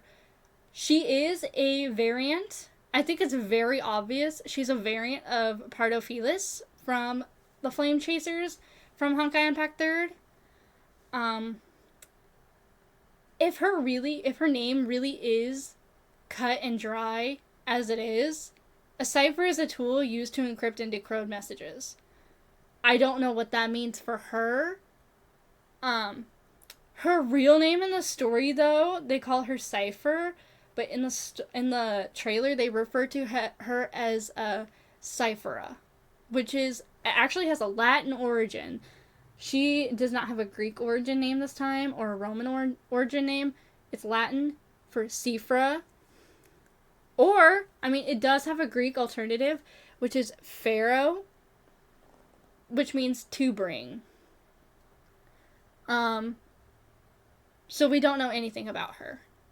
In her introduction line, Aglaia says, "Command the frozen time to once again flow," which means that there is some sort of anomaly with time on Amphoreus. So we don't know what she has to do with letting this time flow again.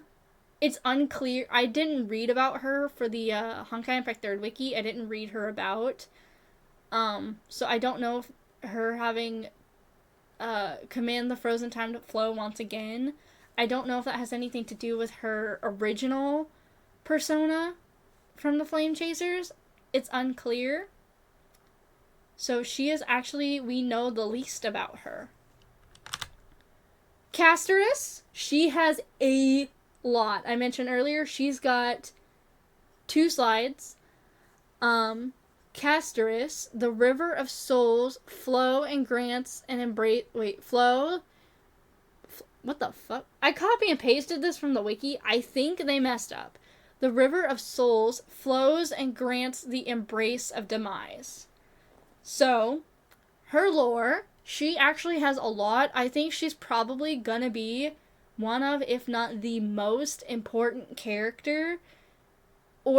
She's either going to be the most important or the most enigmatic, or she could be like Acheron and be both. The most important, I say Acheron's the most important, one of the most important, and Acheron was enigmatic. She was there from the beginning.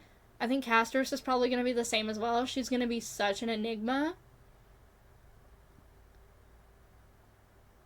I just read back on what I said about her. Casterus lacks relevance at all. You made 2 slides. I did. But it's because she has so many options. Homie proofread these slides for me, by the way. So he got to preview and see all these slides. So he would correct me if I'm wrong on any of this. I'm relying on the fact that he might correct me. Yes, Eponia's back. She does have connections to Eponia, kind of. She is referred to as the daughter of the river Styx in the trailer, which is a reference to the actual river Styx, the fictional river, not a real river, because this is a fictional one. At first I was like, the river Styx, because I've heard it before. It's the fictional river that separates Earth from the underworld in Greek mythology. But in Hesiod's Theogony, Styx, the river Styx, was personified as the daughter of Oceanus. And that part fucked me up. Because when I googled daughter of the river Styx, it brought up so much information. Like, I have never seen so much, like, confusing, conflicting information before. Because in one slide it says Styx was a goddess, in another it said Styx was not a goddess, in another it said Styx was a river, in another it said Styx was both a goddess and a river, and it started to confuse the fuck out of me, so I spent a lot of time trying to figure this out. So, I eventually figured it out. Styx is the river Styx, but in Theogony, Hesiod's work, the river Styx was personified, which is where we got the goddess Styx. You can history, mythology buffs, you can correct me if I'm wrong there. That is what I took from it, is she was personified in Theogony. So, being referred to as the daughter of the river Styx, we thought that she might have connections to one of the mythological daughters of Styx, which is Bia or Nike. I think it's pronounced Nike. If it's pronounced like Nikki or something, I'm sorry. I don't know. But it looks like Nike, and I don't want to get this wrong. Don't make fun of me. Bia, I read about Styx. I read about Bia. I read about Nikki. I read about the sons, because there was also 2 more sons, but the sons didn't really line up as well with Castorus. So I read mostly about Styx and the daughters. Bia was not super prominent in Greek mythology, so she was really hard to find information for, but she was most prominent in the story where they punished Prometheus, where they brought him up to, I forgot where, they brought him up to like a ledge, and they chained him up, and then that bird came down and started eating his liver every day, which gave him like endless torment. I won't make fun of you because I'm conflicted on that pronunciation. I think it's supposed to be Nike. I don't know. I could be wrong. So I don't know if Castorus really lines up with Bia's story really well, because I didn't get a lot of information on Bia. Nike was the goddess of victory, and she has a Roman counterpart named Victoria, who is the Roman goddess of victory. So we have 2 goddesses of victory from both mythologies. Poor Nemesis didn't even get a mention. Nemesis. Nemesis not getting a mention. Maybe soon. And the only thing that I could really clock about Castorus being linked to Nike and Victoria was they were both depicted to have wings, which Castorus is like butterfly themed. She's got butterfly wings all over her, which is the only thing I could think of. The only thing I could link is the butterfly wings. But other than that, without getting details about her personality and her role, it's very hard to say. And Eponia as a butterfly, yeah. She has a lot of connections to Eponia with the butterfly attire. But that is the only connection. Otherwise, she doesn't connect to any of the flame chasers right now either. So, it's hard to say.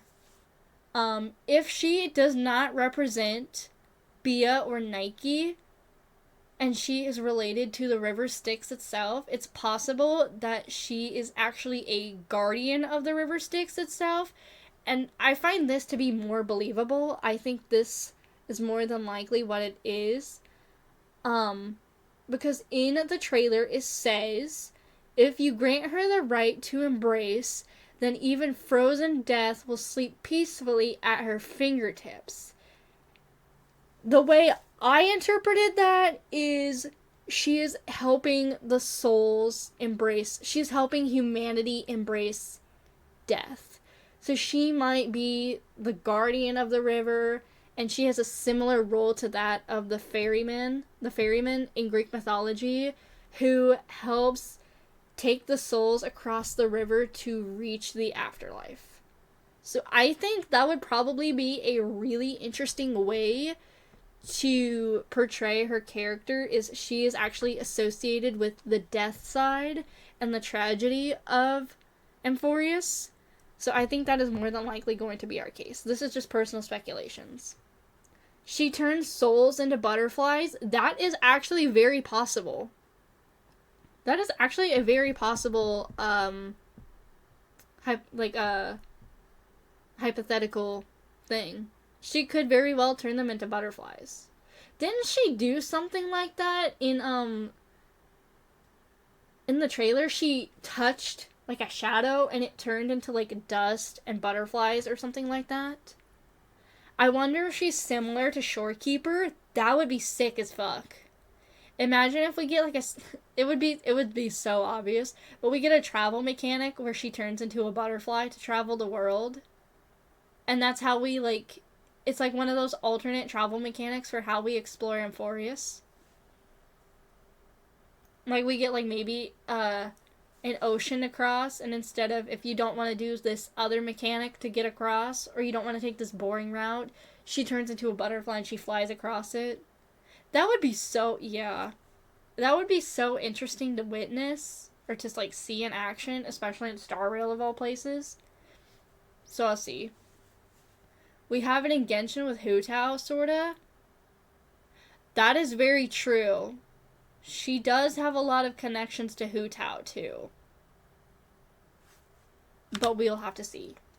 Phanon, my other beloved. Phanon. God, he's so fine. I know it's supposed to be the Kevin. Variant. But he looks, in this photo, he looks so much like Ayato. And if you know how I feel about Ayato is up there with Locha and Sunday. Like, I fucking love Ayato. I need more screen time. I need more Ayato story because this man doesn't get enough fucking screen time. I didn't realize how similar he looks to Kevin. He is most definitely the Kevin variant. Like, you cannot say he's not. So his line is, "The hero remains nameless and engraves mark of eternity." I have a type. The pic I sent you earlier. It is so true. It is the blue themed men. That is it. The blue themed men, and then throw Locha in there. Actually, Locha has a little bit of like blue green, so he kind of fits. But the blue themed men, oh my god. It's crazy. I do have a type. It's so obvious.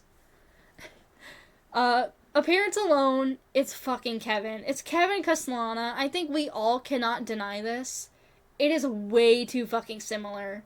That is Kevin fucking Castellana. So we're finally getting the Kevin variant.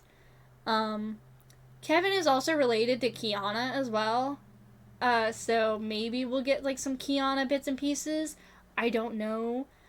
I'm gonna say it's probably Kevin fucking Castellana. Wow.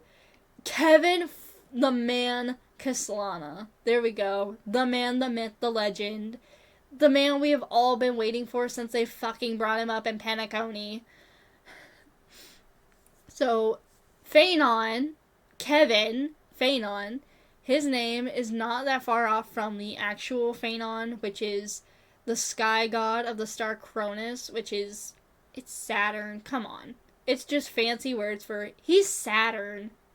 And just like Saturn, I'm about to put a ring on it. Thank you very much.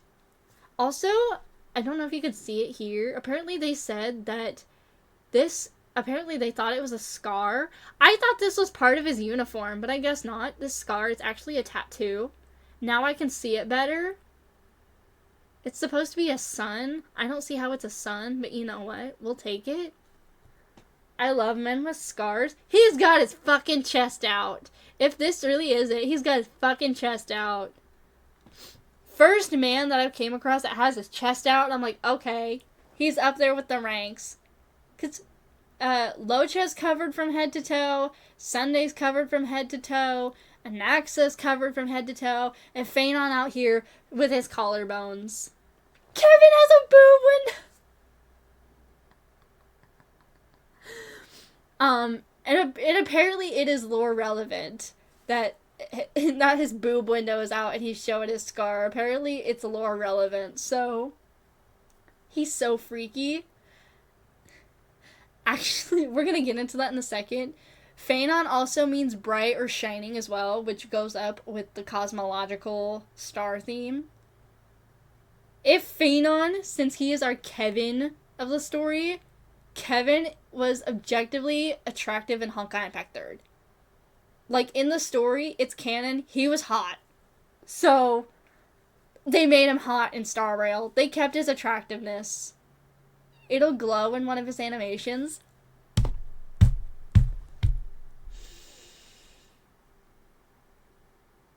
Didn't bro bag Welt?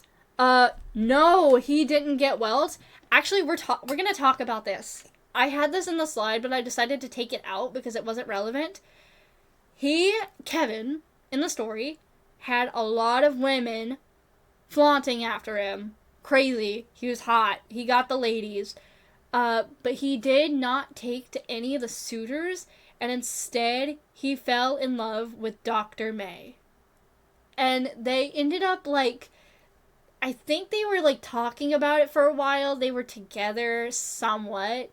And then she ended up having to go do some stuff for Moth, which is that group that I mentioned earlier, the anti-Honkai thing. She became a researcher for Moth, and he became a soldier for Moth. So they worked hand in hand together. I didn't read about what they did or anything like that. I read the end of the wiki, so I'll tell you what happens.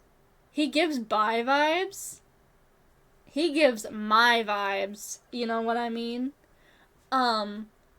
So, by the entire cast of both games is fucking homosexual. It's Honkai. It's a Honkai game. What do you expect? Him and May. So, Dr. May she succumbed to erosion when she was doing research on Honkai energy and Honkai matter, and she ended up dying. So, he was fully prepared. She died. Listen, it's a Honkai game. Everyone fucking dies. So, he was fully prepared to die with her, but crazy thing, and this actually fucking shocked me, May, during one of the research projects, took her DNA and his DNA and made a test tube baby. Isn't that crazy? They made a test tube baby and they named it Adam. Remember that name earlier that I came up? Adam. He came back. Adam is Kevin Kaslana and Dr. May's son. And they are... Is this the child that Welt takes? No. No. Welt's child's name is Joey. I don't know how he gets Joey. I didn't learn that. I know he adopted him and he raised him with Tesla, I think. But no. Adam is the test tube baby of Dr. May and Kevin. I swear Welt is gay for a guy. People ship him with Void Archives. Void Archives, which is another auto variant, which is why people joke about him and Locha, because Locha is also an auto variant. Test tube baby. Void yet? So, yeah. I thought I would let you know that because the name Adam came up earlier. So, yeah. This is how Adam gets connected, but Adam is probably not going to be a part of this story in any way. I knew what? That's crazy. Okay, I'm not gonna say that just for the sake of the VOD. But okay. Cyrene, she is the last shown character in the entire trailer that we have, a confirmed image for. She said, "Of course, this will be a romantic story like none that has ever come before. You think so too, right?" You know where we've heard this before? You remember what they said about Pennacone's story? How it was going to be heartwarming and happy and loving? Yeah, they're pulling this fuck shit again. Because guess what? Another one of the Honkai Impact Third writers came in and they wrote Amphoreus. So, by the way, it says it won't let me delete it. Yeah, I don't know why. I can't delete messages either. It's fine. It's not showing up on screen, so you're good.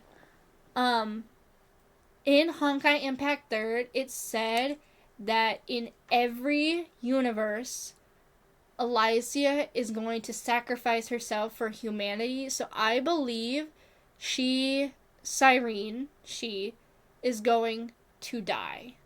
She is not making it out alive because she is very clearly our Elysia XP. Like, it's too close to call. She's gonna explode. In Greek mythology, Cyrene was a nymph, the daughter of Hephaestus and Cleidanope? I don't know how to say that. One day, Apollo fell in love as he happened to witness Cyrene wrestling a lion and took her back to Libya, where they both settled, founded the city of Cyrene, and made her queen of it. I think it's ironic that she is named after the Nymph Queen because in Honkai Impact 3rd, her original battle suit, this is her original battle suit, by the way, this is her Hersher one. Her original one is called Miss Pink Elf. So I think elf, nymph, kind of close, kind of related. Also clues in that this is the Elysia XP. Cleidanope. Head on one side, blood everywhere. Oh my, okay. The Elysia stands are gonna come for me for repeating that. So, yeah. Not too much to say. This is probably our Elysia. Then we have Hycelines? Oh, I fucked up. I put two different versions of the name. Hycelins. There's not supposed to be an E here. Ignore this. This is not supposed to exist. Hycelins, Ceridra, and the two missing heirs. Earlier when I said My Day was the Calpis XP, I was wrong because I think this is our Calpis variant. And then Ceridra is our Griseo variant because they have similar outlines. I just realized that Elysia is an actual elf. Yes, she is an elf. I think they actually had a Project Elf in Honkai Impact 3rd. I don't know what it was about. Again, with the Flames of Destiny. And then we know that this girly, her name is Hycelins. I think it's a girl, at least from the silhouette. It looks like a girl. This is Hycelins. We don't know this one's name. We don't know this one's name. This is probably the Calpis variant. And Ceridra is probably the Griseo variant. So, this is what we know about the unknown heirs. So, in case you wanted more information about them. She was the one with water abilities in the trailer? I think so. I think that is the same girl, but it's hard to tell. And then we're on the last slide. These are just like the last two notes that I just stuck in at the end. At the end of the trailer, you will see outlanders from faraway realms visiting under the veil of gloom is a reference in the prophecy. It says, it is prophesied that the Astral Express will be visiting Amphoreus. There's a frame where the shadow of a train passes by, so it confirms the validity and the trueness of the storyline, because where are we going? We're going to Amphoreus, and we are going to make it there. I gaze towards the distant future where the sun shall etch the footprints of humanity. And in this scene, it shows a black orb with golden, light or golden threads circling it. This is before it turns into the eye, so it is probably a reference to the Stellaron in some way, And I have two ways that this can go. It is either the Stellaron is somehow going to record memory. The Stellaron of Amphoreus is coming into play with its history, with the remembrance on all of that. But I think the other more than likely one, the latter option, is it is a reference to the Trailblazer, who is a witness. We are a witness to everything that has happened so far in our journey, and we are going to etch the footprints of humanity. We're going to record the memories to preserve them, because we are getting remembrance, and that is what remembrance does. The Trailblazer in their splash art also holds a quill, which is suspected to be their weapon, so they might use the quill to record, write something down, and remember. I just realized that Amphoreus probably doesn't have a docking station, so we might be granted a space view again. The voices! Oh, fuck! That is very true. It might not have a docking station.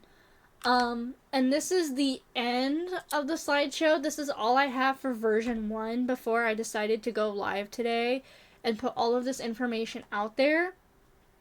And Mem is short for memories. They also hold a book in the splash art. That is very true. So, we're probably going there to record the memories.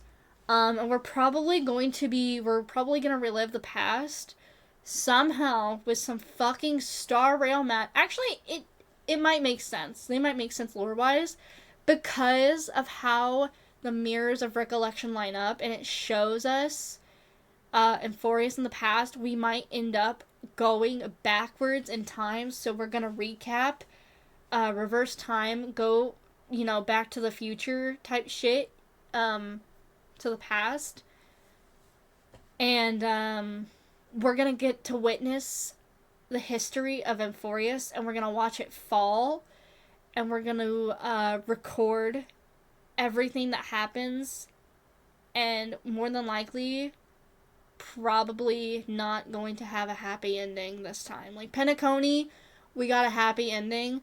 I doubt Amphoreus has a happy ending. I think we're gonna get a tragic ending this time, and I think it's gonna involve a lot of death, like a lot. We had 2 confirmed deaths in Penacony. I think this time we're gonna have a lot more. None of that, none of the fake out death stuff. And we're gonna get real death. Like, you can't come back from it type death. 2.5 hours later, yes. 2.5 hours later, and we got through, a great majority of the Amphoreus lore. I don't know if there's anything to add. Misha and Gallagher, my hot poppy Gallagher. Okay. So this is, this was the version 1. We're gonna call this version 1, because if we end up wanting to do another lore, I might try again in the future. Maybe I'll plan it better, because this time I didn't really hype it up. This was kind of like impromptu. After we get more information about Amphoreus, like say we get 3.0, or we get more information about it, and maybe we'll do another one, and we could do like a version 2, and we figure out where I was right, where I was wrong, and then come back to it again. I might appear again. We'll try to do better to plan it. And next time we get more information, we'll, yeah. I would say probably the 3.0 live stream is where I might do it again, because by then we'll get more information on the story, and it'll be a dev stream, so the devs will give us a shit ton of information, because they're really good at that.